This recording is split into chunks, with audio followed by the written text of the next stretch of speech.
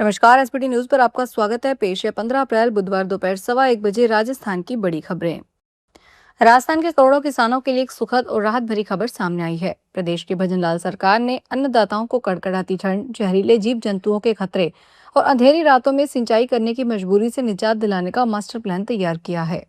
मुख्यमंत्री भजनलाल शर्मा ने स्पष्ट किया है कि वर्ष 2027 तक राजस्थान के सभी जिलों में किसानों को दिन के समय निर्बाध बिजली उपलब्ध करवाई जाएगी।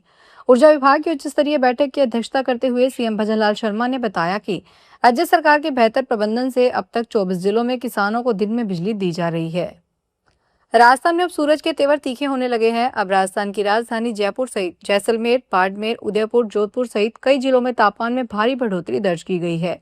जैसलमेर और बाड़मेर में अधिकतम तापमान 41.4 डिग्री सेल्सियस तक जा पहुंचा, जो इस सीजन का अब तक का उच्चतम स्तर है। दोपहर के समय चलने वाली लू ने सड़कों पर सन्नाटा पसरा दिया है। मौसम विभाग के पहले पूर्वानुमान के अनुसार इस साल जून से सितंबर के बीच औसत से केवल 92% बारिश होने की संभावना है, यानी सामान्य से करीब 8% की कमी रह सकती है। प्रशांत महासागर में पानी गर्म होने की स्थिति भारतीय मानसून को कमजोर कर रही है। Rising Rajasthan global investment summit में बड़े निवेश के दावों के बीच बिजली भंडारण से जुड़े प्रस्तावित 7 पंप स्टोरेज प्रोजेक्ट जमीन पर उतरने से पहले ही अटक गए हैं। अदानी, अवाडा, टीएचडीसी, एनएचपीसी और एसजेवीएन जैसी प्रमुख कंपनियों के ये हजारों करोड़ के प्रोजेक्ट पानी की कमी, वन और अभ्यारण्य क्षेत्रों की बाधाओं जैसे कारणों से आगे नहीं बढ़ पाए। कई परियोजनाएं ऐसे इलाकों से प्रस्तावित थी जहां या तो जल संसाधन उपलब्ध नहीं हो सके या पर्यावरणीय स्वीकृतियां अटक गई। राजस्थान में रेल नेटवर्क को मजबूत करने की दिशा में रेलवे लगातार बड़ा कदम उठा रहा है। अब प्रदेश में सरमथुरा से गंगापुर सिटी के बीच नई रेल लाइन बिछाने की तैयारी है। इस महत्वाकांक्षी प्रोजेक्ट को विशेष रेल परियोजना में शामिल किया गया है। 76 किलोमीटर लंबे नए रूट पर रेल लाइन बिछाने से प्रदेश के 3 जिलों के लोगों को सीधा फायदा होगा। साथ ही व्यापारिक गतिविधियों को भी नई रफ्तार मिलेगी।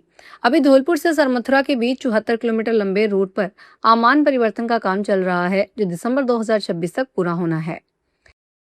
राजस्थान के पाली जिले के औद्योगिक क्षेत्र मडिया रोड पर रात एक टेक्सटाइल फैक्ट्री में भीषण आग लगने से कोहराम मच गया। आगम टेक्सटाइल नामक फैक्ट्री के फोल्डिंग हॉल नंबर 220-221 में रात अचानक आग भड़कती उठी। देखते ही देखते लपटों ने गोदाम में रखे हजारों कपड़ों के थानों को अपनी चपेट में ले लिया, जिससे पूरे इलाके में काले धुएं का गुबार छा गया। घटना की सूचना मिलते ही पाली और सोजत सिटी से दमकल की गाड़ियां मौके पर पहुंची। आग इतनी भयावह थी कि 7 दमकलों को रात भर में कुल 54 फेरे करने पड़े। 3 जुलाई से शुरू होने वाली अमरनाथ यात्रा 2026 के लिए रजिस्ट्रेशन प्रक्रिया आज से शुरू हो गई है।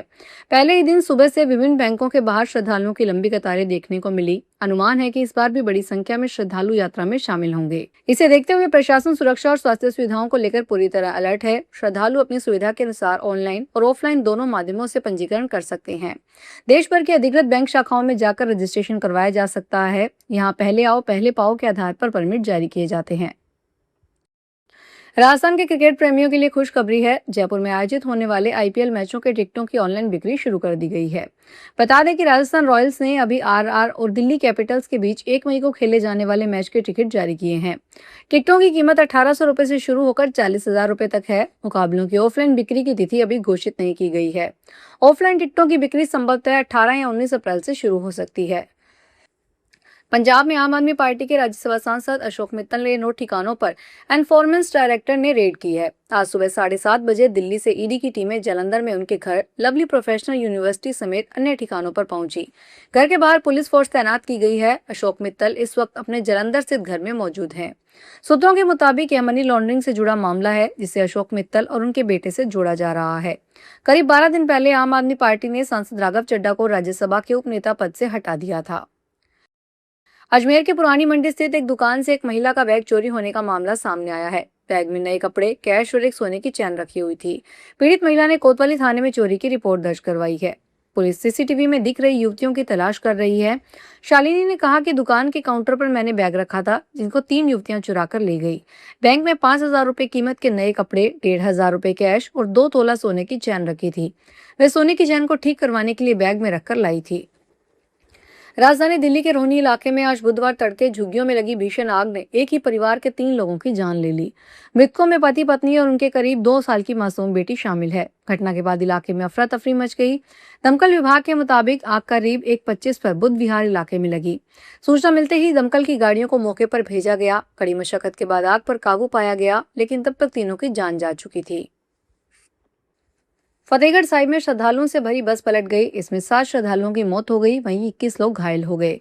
घायलों को तुरंत नजदीकी अस्पताल में भर्ती करवाया गया है, जहां उनका इलाज जारी है। बस में 40 श्रद्धालु सवार थे। मरने वालों में 2 सगे भाई थे। घटना देर रात सामने आई। श्रद्धालु आनंदपुर साहिब में बैसाखी मेले से वापस लौट रहे थे।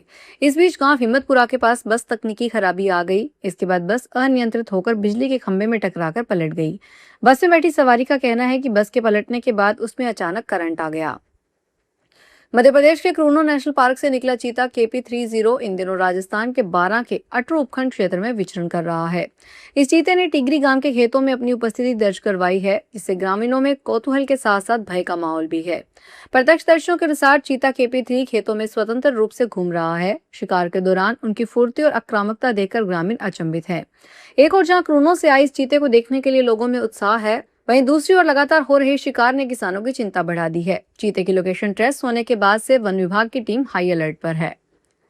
चोरी और लूटपाट की नीयत से घर में घुसे एक युवक को परिवार वालों ने पकड़ लिया और उसकी जमकर पिटाई करके पुलिस के हवाले कर दिया। इस दौरान इस युवक ने एक महिला के गले में मांदलिया लूटने की कोशिश की, लेकिन महिला के जागने पर उसके पास रखी कैंची से हमला कर दिया। हालांकि महिला बच गई और ज्यादा चोटें नहीं आई। मामला पंडेर थाना क्षेत्र के ओडिया खेड़ा गाँव का है। आज सुबह करीब 5:30 बजे एक युवक चोरी और लूट की नीयत से गांव के रामनिवास मीना के मकान में घुस गया। दौसा में पेंटर को मजदूरी नहीं मिली तो उसने अपने लिखे हुए पर काला पेंट कर दिया। पेंटर ने पंचायत कार्यालय और एक रूम के बाहर नाम लिखा था। पेमेंट के लिए प्रशासक और वीडियो को कॉल किया। उन्होंने अटेंड नहीं किया तो पेंटर ने वीडियो बनाया और अपने लिखे हुए पर काला पेंट कर दिया।